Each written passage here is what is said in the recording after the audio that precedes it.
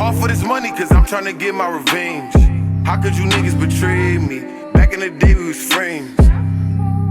You supposed to ride for me, supposed to be there to the end. You led the attack, got stabbed in my back, now you gotta die in your same.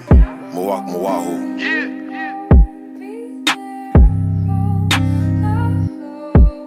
Now I gotta flex. This money alleviate all of my pain, all of my stress. What y'all do?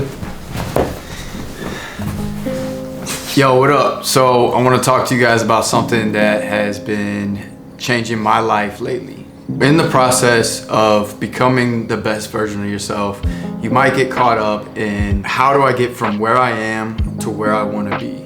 The method that I use is to create the 10.0 version of yourself. What I do is I write it down. I sat there and I thought about how my elevated self thinks, talks, walks, acts, looks, etc. You don't know what you want until you go through it. You need to talk and act like you already are that. I basically, every night, I reflect on my day and I think about the things that I did during that day that I didn't like about myself. And I think about the things that maybe I regretted in that day. Then what I do is I write it down in I am format. This has helped me grow into the person that I want to be by developing that habit. Whenever I'm done writing whatever it is that I reflected on that day, I reread everything that I wrote. So I reiterate it to myself. The key in doing this is not to think about who you are. You might not be in the shape that you want to be in physically or mentally, but it's to think about who you want to become. Creating your ideal self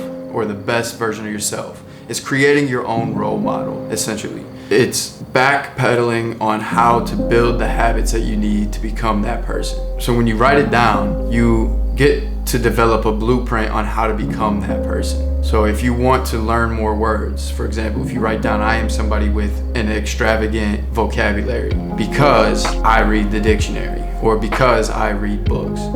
So it's a way for you to have a vision of the self that you want to become and a blueprint on how to get there. And there may be times where it takes a week to instill it into your brain or a year. You know, you gotta think long term when you're doing this. There's gonna be times where you're acting out of your 10.0 character because you're not there yet.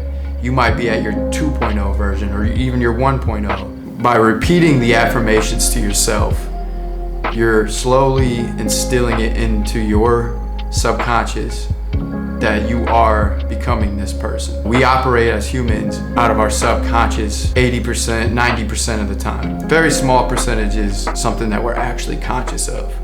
But by doing this, by writing these habits down and writing these affirmations down, you're becoming conscious of the habits that you know that you need to create in order to become your best self. And you have to repeat it. You have to repeat these affirmations so that way you're burning them into your subconscious. When you're first starting off with affirmations, you might not know who you want to be. That's why this is a daily thing that you reflect on your regrets for that day and then write them down in I am format. Because the more you drill into your subconscious, then the more you're gonna be aware of the habits that you need to create.